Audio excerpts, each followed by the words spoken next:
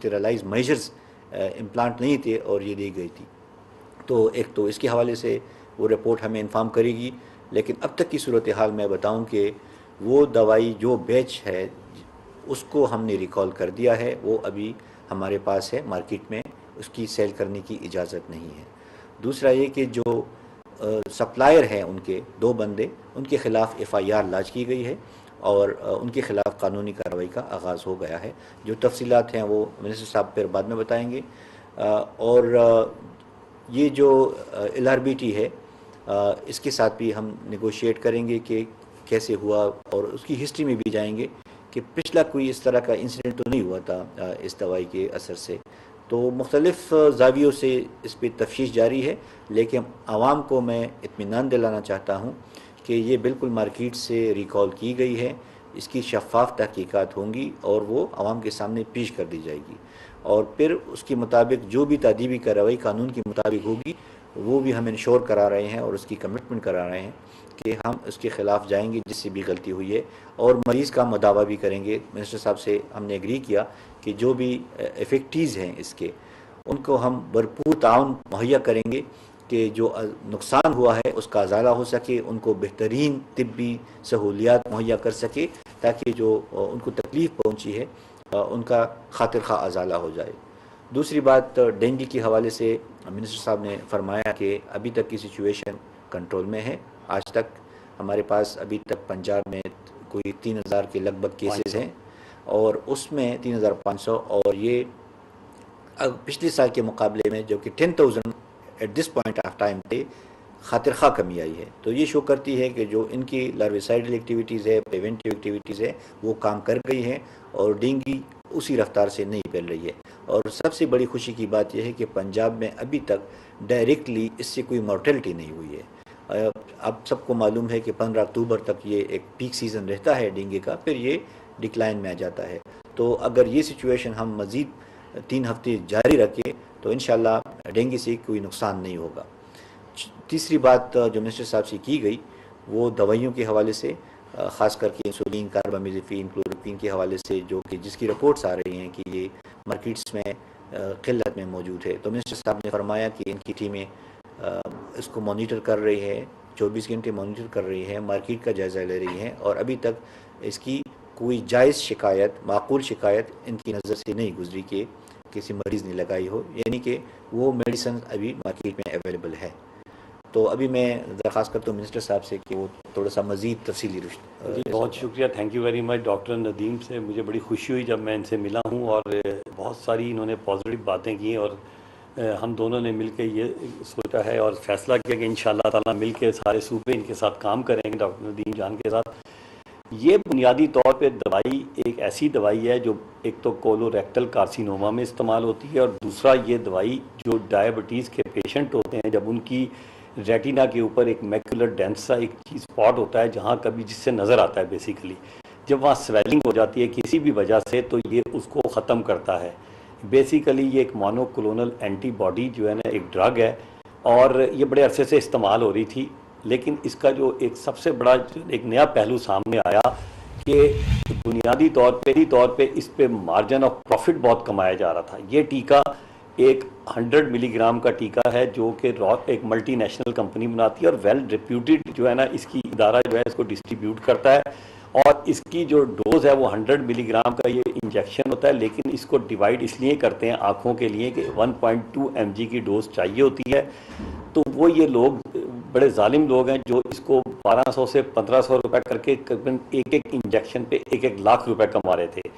हुआ ये है कि अब हमें इन्वेस्टिगेशन जैसे ही हमें पता चला फ़ौरन हमने, एक तो मुझे बड़ी खुशी हुई है कि डॉक्टर नदीम जान ने इस पूरे बैच को इनके ड्रैप ने जो है ना फ़ौरन ख़त्म कर दिया और मार्केट में हुक्म दे दिया कि कोई तक आज के बाद नहीं जाएगा जब तक हमारी रिपोर्टें क्लियर नहीं हो जाती। उसी वक्त फिर हमने अपने इंस्पेक्टरों को कहा कि मार्केट से टीके उठा लें, स्टोर कर दें, उनको सील कर दें। और जो हमने ये काम किया सबसे पहले कि 2 बंदे जो नवीद और हाफिज़ बिलाल थे उनके खिलाफ FIR दर्ज हो गई है और हम उनको छापे मार रहे हैं। लेकिन इसके दरमियान रात में एक पहलू और सामने आया कि ये लाहौर में नहीं हुआ बल्कि कसूर में नहीं हुआ, ये वाक़या मुल्तान में भी हुआ है, सादकाबाद में भी हुआ है। तो अब हमारी जो कमेटी है जिसके प्रोफेसर असद असलम और हमारे DG डॉक्टर सुहेल जो ड्रग को कंट्रोल करते हैं वो और 3 प्रोफेसर इसमें ये इन्वेस्टिगेट कर रहे हैं कि आया ये क्या तो स्टरलाइजेशन का मसला था या लॉट में ख़राबी थी या क्या था।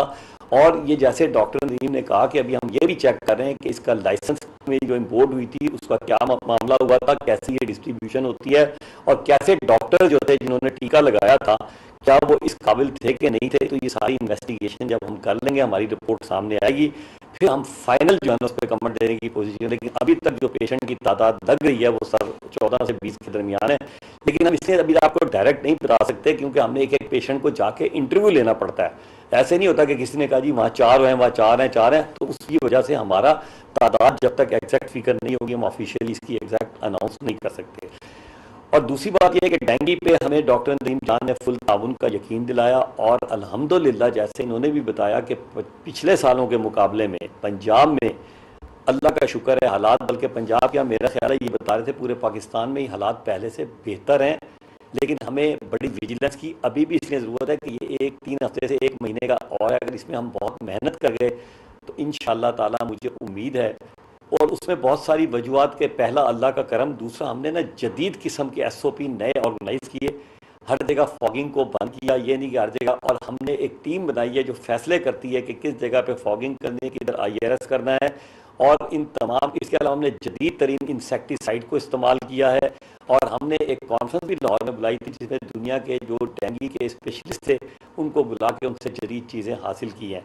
एक चीज़ और जो आजकल फैल रही है वो आशूब चशम है, और उसमें ये है कि ये एक वायरस है, एडिनो वायरस, और मैंने इनको अभी बताया था। तो इसको भी आप लोगों को बड़े एहतियात की ज़रूरत पड़ेगी क्योंकि इसमें कोई साइंस नहीं है, सिर्फ इतना है कि एक दूसरे से टच करने से अवॉइड करें, एक दूसरे के रुमाल, कपड़े, तौलिए उससे अवॉइड करें। और जब किसी को अल्लाह ना करे हो जाए, कोई इतनी ख़तरनाक बात नहीं है, तो फ़ौरन इसको बार बार आँखों से हाथ लेके धोते रहें पानी से, और ठंडे बर्फ़ के वो पैक रखें। इसमें किसी दवाई की ज़रूरत नहीं क्योंकि ये वायरस है। लेकिन अगर आपको बहुत ज़्यादा तकलीफ़ हो रही हो, आपको लग रहा हो कि आपकी स्वेलिंग ज़्यादा हो रही है, इरिटेशन ज़्यादा हो रही है, आपकी पानी ज़्यादा आ रहा है, आपको पेन बहुत हो रही है, तो फ़ौरन आप इमीडिएटली। फिर इस तरह पोलियो पे भी हमारा एक जॉइंट वेंचर चल रहा है, अल्हम्दुलिल्लाह हम कोशिश कर रहे हैं कि पाकिस्तान को पोलियो फ्री ज़्यादा करें, तो इस पर भी काम हो रहा है। और दवाइयों का इन्होंने मुझसे जब पूछा तो हमने बताया कि अल्हम्दुलिल्लाह पंजाब में दवाइयों की कोई शॉर्टेज नहीं है, हमने मैनेज किया हुआ है, अल्लाह का शुक्र है। और ख़ास तौर पे अब तो जब डॉलर नीचे आया है, इससे भी हमें बहुत सारा इंपोर्ट का फ़ायदा हो जाएगा और उम्मीद है कि ये सारे मसाइल हम हल होंगे। इस वक्त मीडिया से गुफ्तगू कर रहे थे। इस मौके पर उनका कहना था कि जिन इंजेक्शन का मसला उठा है, शुगर के मरीज इस्तेमाल करते हैं और उस पर हर एंगल से कार्रवाई शुरू कर दी गई है। 2 सप्लायर्स हैं, अब कार्रवाई की गई है, मुकदमा भी दर्ज कर लिए गए हैं। स्टोर्स पर भी दवाई को बेचने की पाबंदी लगा दी गई है। फार्मेसी से भी इस दवाई को रिकॉल कर लिया गया है। डेंगू की सूरत हाल पंजाब में फैलने से पहले ही कंट्रोल है। आशूब चश्म के मर्ज के फैलाव पर भी तहकीकात की जा रही हैं। उनका कहना है कि एक इंजेक्शन पर 1-1 लाख रुपए कमाया जा रहा था। नवीद और हाफिज बिलाल के खिलाफ मुकदमा दर्ज कर लिए गए हैं और मजीद कानूनी कार्रवाई भी की जाएगी। उन्होंने कहा कि जिन इंजेक्शन का मसला उठा है उनको बेचने पर पाबंदी लगा दी गई है। अमूमन ये शुगर के मरीज जो हैं वो इस इंजेक्शन को इस्तेमाल करते हैं। 2 सप्लायर्स हैं जिनके खिलाफ कार्रवाई शुरू कर दी गई है और उनके खिलाफ FIR भी दर्ज कर ली गई है। उन्होंने कहा कि स्टोर्स पर इस दवाई को बेचने पर पाबंदी लगा दी गई है और स्टोर्स पर भी कह दिया गया है कि वहां से भी इन इंजेक्शंस को, इन दवाइयों को उठा लिया जाए। और डेंगू की सूरत हाल के हवाले से उन्होंने कहा कि पंजाब में फैलने से पहले ही इसको कंट्रोल कर लिया गया है।